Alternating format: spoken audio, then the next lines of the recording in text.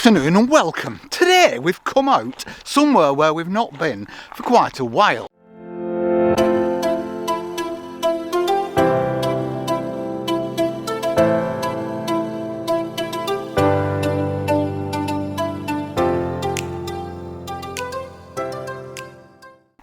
This is on the northern side of Bolton, on the foothills of the Pennines, about a quarter of a mile from the Pikestones Neolithic burial chamber, of which I have done a video in the past.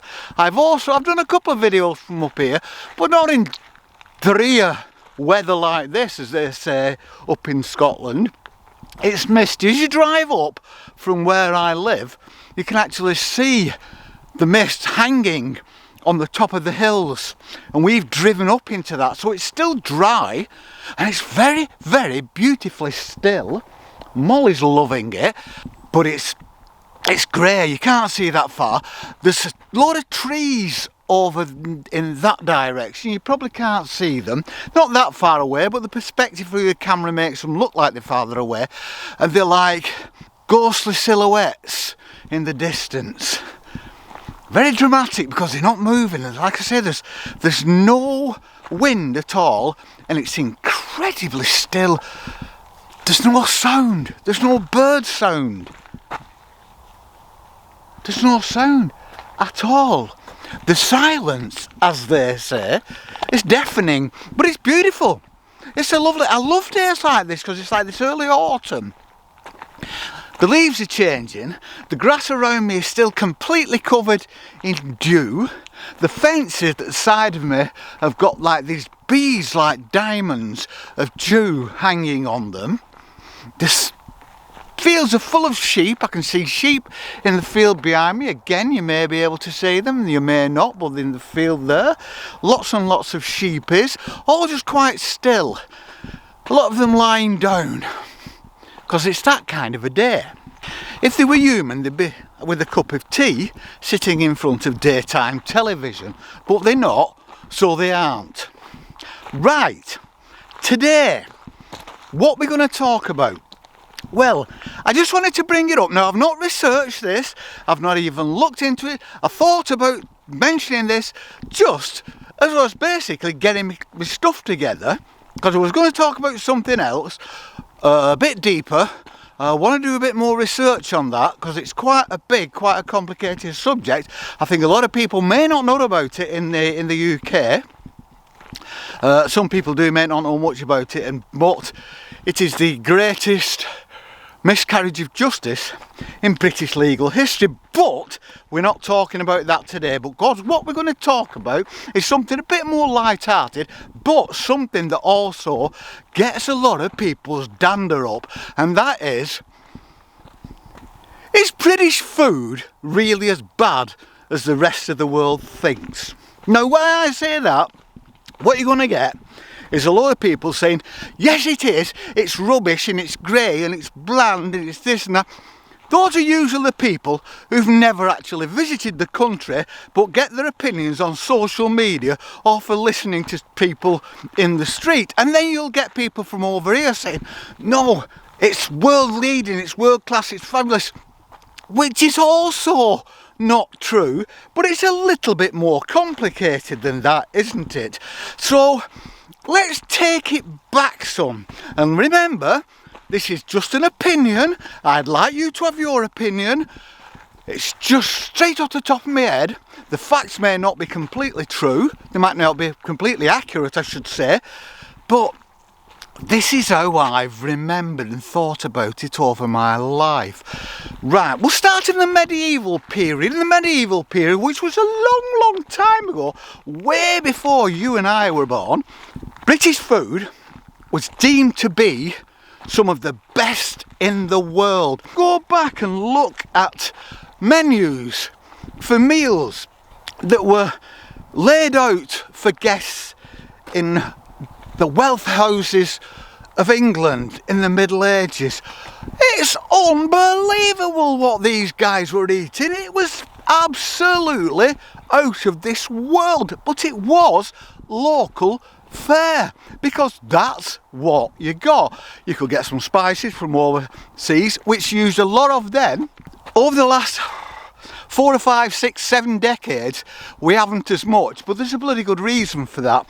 But the tables were laden with all this fabulous venison and beef, all done up in pies and fancies and jellies, and wow, and it was actually, well, you can't believe that these people actually ate as much as they did, but they did. And this went on and on and on. Now, as I said, this is just my opinion, so this is how it goes. This is what I think happened. Right, so what comes next? Right, we go on and on and on and on, and then we hit the Industrial Revolution. This was a time when, in a way, the peasant, the farming peasant, became the factory worker, who then, and this is where breakfast, lunch and tea, or as we say up here, breakfast, dinner and tea, that some people say breakfast, lunch and dinner, where that came from, because they were, you know, they had to work a certain hours, they were given a certain time off during the day to eat breakfast, lunch, dinner. So this was very, very restrictive, and food, and people were damned poor. They were poor. And you've got to remember, I was going to bring this up later, but it seems a little bit relevant now, that in this country we've got a kind of temperate, drizzly climate. We haven't got a Mediterranean climate. We are never going to grow the fabulous, fabulous crops that you get in more warmer Mediterranean climes. We have to make do with what we've got. And this is, like I said, this is in an age before people could fly things in and out by UPS, and we had to make do with what we've got, so we did. And it was like this staple diet, especially in the Industrial Revolution, when people were dirt poor. And it was like, what could you grow? What was easy? Potatoes, turnips, onions, carrots, that kind of thing. Meats, oysters. Oysters were the poor man's food. They're the rich man's food now, but they were poor man's food because they were so plentiful. So oysters were like the cheap man's meal, so we ate a lot of oysters, things like that. And a certain amount of meat, but even meat then wasn't just for everybody, because it was expensive and people couldn't afford it. Now, I'm not saying that people across Europe and across the world weren't going through the same thing. Of course they were, but we were blessed with crap weather, and it's lovely, it keeps our country green, but you know, it's not great for growing the best of tomatoes outside, or the best of grapes outside, or avocados outside. We can grow all these things, but under certain conditions. So we're on a bit of an hiding to nothing. So we've got the Industrial Revolution, things never picked up, and kind of, I think we lost our way. We did, you know, we're guilty of that. When people say, oh yeah, the British food is crap, in a way, they're kind of right, but it's not, it doesn't have to be. It's because we lost our way. But it's coming back, and I will come to that later on. After that, then we have these two massive events, and I think the second one of these massive events is the main reason why we've got this reputation for having such crap food and a bland diet. It's because during the Second World War, American soldiers, who were the ones who spread this reputation to the Western world, came over and were stationed over here. We were in the middle of rationing. Nobody had anything. The food shortage was dire. Do you know that rationing only ended in the year that I was born, in 1954, but went on in one way or another for another decade? We couldn't get food. I can remember shortages when I was a kid. And so the Americans came over here, and it was just, the food was dire. We were broken as a country. Before the Americans came over here, you've got to remember that we'd been holding off the Germans on the edge of Europe for 2 years on our own after everything else had collapsed. And people will say, yeah, but they had the same problems in Europe, and Europe had rationing, and Europe hasn't got this reputation. Yeah, but when the Americans were over here, they were eating our food. When they were in Europe, The lads from America who went over to Europe, bless every bloody one of them and thank you very much, they didn't experience European cuisine because they were being shot at. So it's our cuisine that bore the brunt, that was taken away, and we lost our way. Even after the war, rationing went on for a while, and then through necessity then, because we were rebuilding a broken country, foods came. Does anybody remember those Frey Bentos pies and things like that? Used to come in a tin, you open with a tin opener, all sorts of things like that. We used to get these curries. Vesta, that's the one. Anybody remember Vesta? You will if you're my age. And they were like these 4 curries that were just, they weren't that bad, thinking back. They had this weird taste, but they were full of bloody raisins. It was awful. And then we kind of got a bit of a grip. And I think I was standing in the culinary standard over the world has really come on in the last 4 decades. Our cooking techniques have come on. I mean, there was a woman called Mrs. Beaton who wrote a book, 1840s or something like that, I think. Mrs. Beaton's cookbook. It's very, very famous. And she said that all meat should be boiled. All meat should be immersed in boiling water, and all fish should be immersed in boiling water. We had to get rid of that out of our psyche. We had to get rid of that and start afresh. And then we had chefs, and with the advent of television, we had these chefs coming on. There were people like Floyd, what was his first name? He drank a lot on telly. He was brilliant, him, I loved him. Keith Floyd.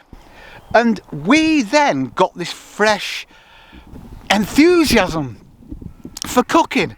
And I'm 69, I'm 70 next year. And for as long as I can remember as an adult, since I was in my early 20s, I've loved cooking. I cook all the time. I cook fabulous fresh fish. And the one thing about our food is the real staples are incredibly fresh. We have great food standards, legislation. Our fresh veg is absolutely second to none. Our meat is second to none across the world.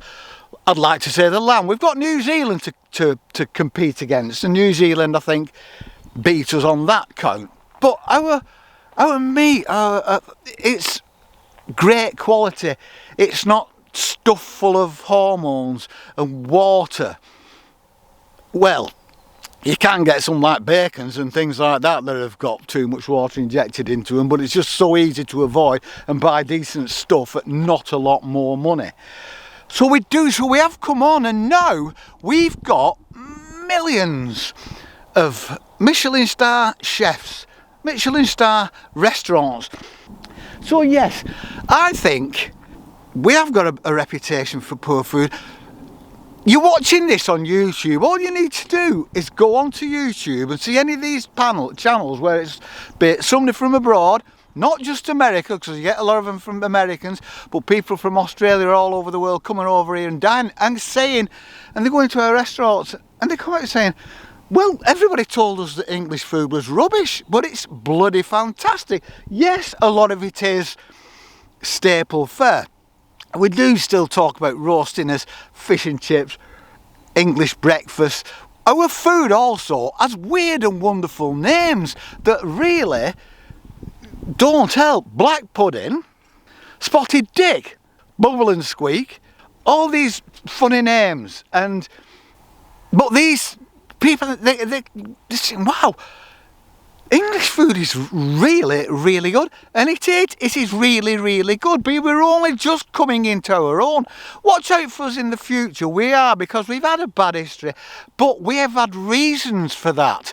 We've had the Industrial Revolution, 2 world wars, where we're a little island, and when you get rationing in a war on a little island that can't get anything coming in, yeah, you're gonna get crap food, but we're coming out of it now, and I'm proud of our food, and I'm proud of the food I cook. And You know, okay, our national dish might be an Indian one, chicken tikka masala, which they say was invented by an Indian cook in a restaurant in Glasgow. But we have, it's great food. The English food is great, and the good thing about English food, in my opinion, and like I said, this is only my opinion, so you can all go on your high horses and give me a good belting in the comments, but in my opinion, and I'd just like to interject here to actually say that we have actually got more choice of cheese than France has. A lot of people don't know that, but cheese over here is massive. The choice of cheese over here is out of, and I love cheese, so it's a big bonus for me. But I think should give English food a chance. Every country has stereotypes, and no country likes being recognised or described with those stereotypes, because 9 times out of 10, and quite often 10 times out of 10, they're wrong. They're a load of rubbish. We know stereotypes about every country in the world. And we also, at the back of our minds, I think most of us know that that's not true. And I think the same goes for English food. And I don't think any of us like being described as a stereotype, because we as people, just like we as countries, are all individual, and we've all got good and we've all got bad.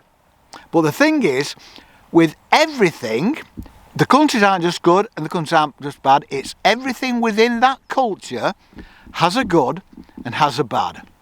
We have good food, we have bad food. We have good people, we have bad people.